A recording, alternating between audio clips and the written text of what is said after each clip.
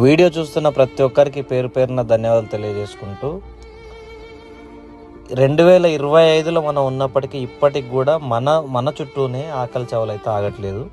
వివరాల్లోకి వెళ్తే సిద్దిపేట జిల్లా గజ్వేల్ మండలం బంగ్లా వెంకటపూర్ గ్రామానికి చెందిన నాగమణి, ఆమె వయసు 32 సంవత్సరాలు. వాళ్ళకు 3 కుమారులు. భర్త కొద్ది రోజులుగా మతిస్థిమితం లేక ఎక్కడున్నాడో తెలియదు. తన కుటుంబాన్ని తన తల్లిదండ్రులతో కలిసి ఆమె లాగుతూ వస్తుంది. ఈ ఇంటి పరిస్థితిని చూడండి, వాళ్ళు ఎలాంటి పరిస్థితుల్లో ఉన్నారనేది మనం అర్థం చేసుకోవచ్చు.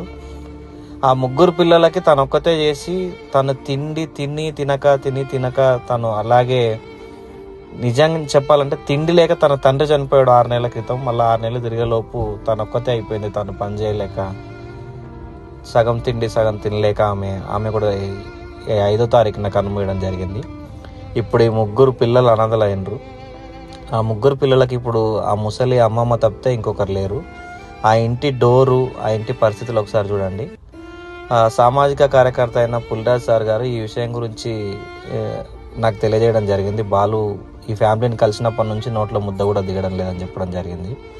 అందుకే మా వంతుగా వృత్తిరీత్యా మేమంతా క్యాబ్ డ్రైవర్స్, నేను నా ఫ్రెండ్స్, ఒక నెలకు సరిపడా రేషన్ సరుకులని ఈ కుటుంబానికి అందజేయాలని నిర్ణయించుకొని ఒక 2 డేస్ మేము చేసే ఈ ప్రయత్నానికి ఒక 2 డేస్ మన ఫ్రెండ్స్ కావచ్చు, మన మిత్రులు కావచ్చు, లేదంటే ఈ వీడియో చూసే వాళ్ళు ఎవరికైనా చేతులు జోడించి నమస్కరించి నేను వేడుకునేది ఒక్కటే, పిడికెడు అన్నం లేక, ఒక పూట అన్నం లేక ఆ తల్లి తను చాలించింది. ఇలాంటి పరిస్థితుల్లో మధ్య మనం బతకడం నిజంగా చాలా బాధాకరం.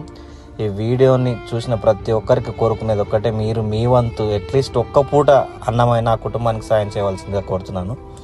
నేను నా నంబరు, ఆ ఫ్యామిలీని కలిసిన పులిరాజు గారి నెంబర్ను ఈ స్క్రీన్ మీద ఇస్తాను.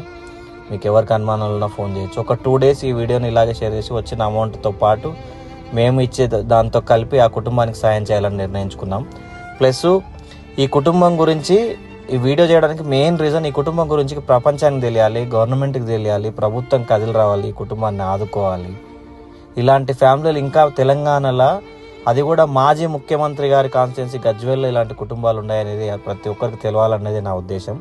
సో సాయం చేసే వాళ్ళు సాయం చేయండి, సాయం చేయలేని వాళ్ళు ఈ వీడియోని షేర్ చేయండి. ఖచ్చితంగా ఎక్కువ మందికి రీచ్ అయ్యేలా చూస్తారని కోరుకుంటూ ప్రతి ఒక్కరికి చేతులెత్తి నమస్కరిస్తూ థ్యాంక్ యూ ఆల్.